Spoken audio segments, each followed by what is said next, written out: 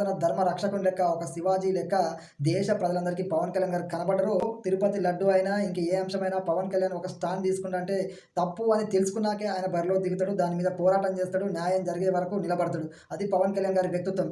ఎవడో ఏదైనా చేసినానో ఎవడో ఏదో అన్నని చెప్పి వెనుకడు చేసే వ్యక్తి కాదు. ఆయన ఒక మాట మాట్లాడితే చివరి దాకా అదే మాట మీద నిలబడే వ్యక్తి.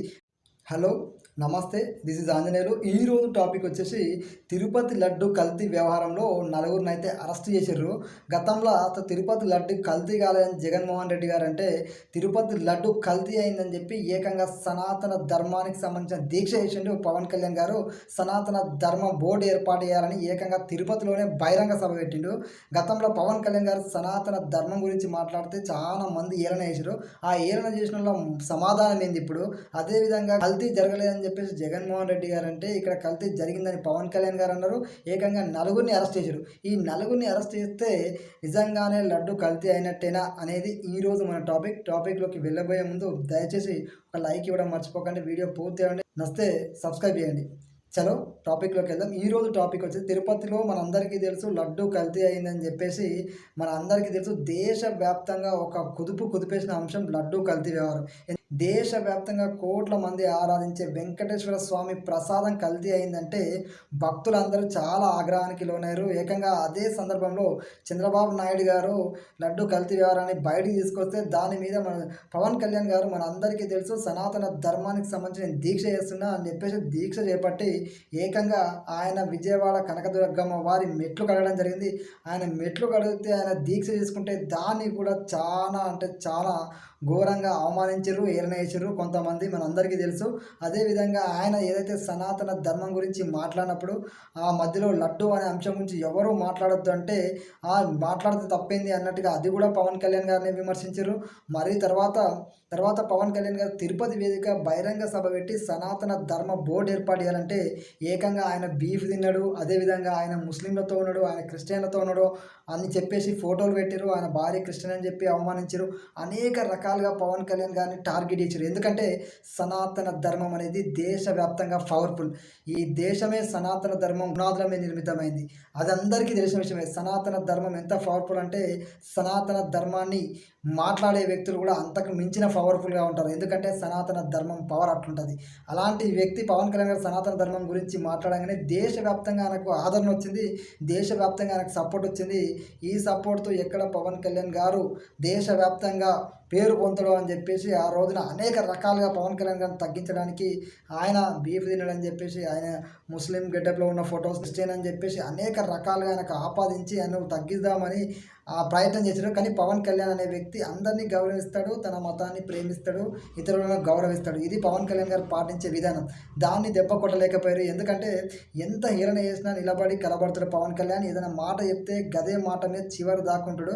ఏ విషయాన్ని అంత ఈజీగా మాట్లాడిందంటే ఆ స్టాన్ని విడిచిపెట్టి బయటికి పోడు, పారిపోడు. అది గుర్తుపెట్టుకోవాలి.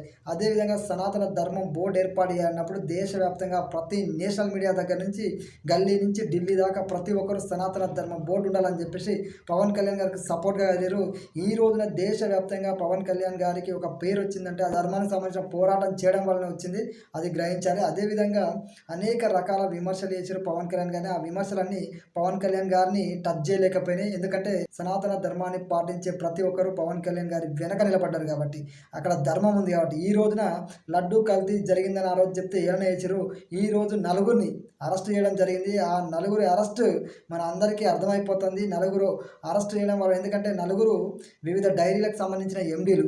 సో వీళ్ళందరూ కలిసి ఏ విధంగా వీళ్ళు కల్తీ చేసిరు అనేది స్పష్టంగా అర్థమవుతుంది. ఎందుకు చేయడం వెనుకనే తప్పు అనేది అక్కడ మనకు అందరికీ స్పష్టమైపోయింది. కానీ ఇప్పుడు వచ్చి జరగలేదు, అది చేయలేదు, ఇది చేయలేదు అని చెప్పి మాట్లాడతారు. సుప్రీంకోర్టు ఆదేశాలతో ఏర్పడిన కమిటీ అది ఏదో పవన్ కళ్యాణ్ చెప్తేనో, చంద్రబాబు నాయుడు చెప్తేనో, జగన్మోహన్ రెడ్డి చెప్తేనో అరెస్ట్ చేయరు. తప్పు ఉంది కాబట్టి అరెస్ట్ చేసిరు.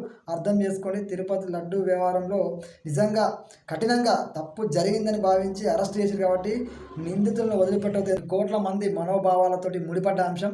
ఖచ్చితంగా తిరుపతి వెంకటేశ్వర స్వామి అంటే దేశవ్యాప్తంగా ఎంత ఫేమసో మనందరికీ తెలుసు. దేశవ్యాప్తంగా ఎంతమంది నమ్మకమో మనందరికీ తెలుసు. ఇలాంటి విషయాల్లో తప్పు చేస్తే ఎవ్వరిని వదిలిపెట్టొద్దు. ఖచ్చితంగా కఠినంగా శిక్షించాలి. పవన్ కళ్యాణ్ గారిని ఎవరెంత హేళన చేసినా ఆయన ఒక మాట అనంటే అదే మాట వింటాడు. తిరుపతి మెట్లెక్కుతుంటే కూడా పవన్ కళ్యాణ్ గారిని హేళన చేసిర్రు. మెట్లే ఎక్కలేకపోయానని చెప్పి అనేక రకాలుగా. ఆయన హనుమంతుని జెండా పట్టుకొని ఆయనతో పాటు కొన్ని వేల మంది ఆయనతో పాటు నడుచుకుంటా ఆ స్వామివారి మెట్లెక్కి తిరుపతి చేరుకోవడం అనేది నిజంగా చెప్పాలంటే ఒక మహాఘట్టం. ఎందుకంటే తాను నడవడమే కాక 100 మంది నమ్మకంలో ఆయన అడుగేసుకుంటూ ఇక లడ్డు కల్తీ అయిందో ఆ పోరాటంలో భాగమయ్యి ఏకంగా తిరుపతిలో బహిరంగ సభ పెట్టి సనాతన ధర్మం బోర్డు ఏర్పాటు చేయాలి. హిందువులకు అండగా నిలబడడానికి సనాతన ధర్మ రక్షకుని లెక్క ఒక శివాజీ లెక్క దేశ ప్రజలందరికీ పవన్ కళ్యాణ్ గారు కనబడరు. పవన్ కళ్యాణ్ గారు ఈ సనాతన ధర్మానికి సంబంధించి ఏదైతే పోరాటం చేసినో దాని యొక్క ప్రతిస్పందన మనం మహారాష్ట్ర ఎన్నికల్లో పవన్ కళ్యాణ్ గారు బీజేపీకి మద్దతుగా చేసిన ఏదైతే ర్యాలీలు ఉన్నాయో ఎలక్షన్ స్థాయిలో స్పష్టంగా కనబడ్డది. ఇసుకేస్తే రాలినంత మంది జనాలు పవన్ కళ్యాణ్ గారి వెంట కదిలొచ్చారు. సో తిరుపతి లడ్డు అయినా ఇంక ఏ అంశమైనా పవన్ కళ్యాణ్ ఒక స్టాండ్ తీసుకుంటే తప్పు అని తెలుసుకున్నాకే ఆయన బరిలో దిగుతాడు. దాని మీద పోరాటం చేస్తాడు. న్యాయం జరిగే వరకు నిలబడతాడు. అది పవన్ కళ్యాణ్ గారి వ్యక్తిత్వం. ఎవడో హేళన చేసిండనో ఎవడో ఏదో అన్నని చెప్పి వెనుకడుగు వేసే వ్యక్తి కాదు. ఆయన ఒక మాట మాట్లాడితే చివరి దాకా అదే మాట మీద నిలబడే వ్యక్తి. కాబట్టి తిరుపతి లడ్డు వ్యవహారంలో పవన్ కళ్యాణ్ విమర్శించినా ఇంకెవరిని విమర్శించినా ఆ స్వామి వారు ఊరుకోరు. ఎందుకంటే మీరు ఎన్ని పవన్ కళ్యాణ్ విమర్శించినా పవన్ కళ్యాణ్ ఊరుకుంటారేమో కానీ తప్పు జరిగితే వెంకటేశ్వర స్వామి క్షమించాడు. అది గుర్తుపెట్టుకోండి. ఖచ్చితంగా లడ్డు వ్యవహారంలో నలుగురు అరెస్ట్ అయ్యారంటే దీని వెనకాల ఇంకేముంది అనేది కూడా మన అందరికీ తెలుసు. ఆ ఏఆర్ డైరీ దగ్గర మొదలుకొని ఆ 4 డైరీ కంపెనీల ఎండీలు ఎవరైతే ఉన్నారో వాళ్ళందరినీ విచారిస్తారు.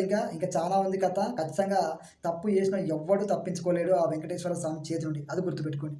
జై హింద్.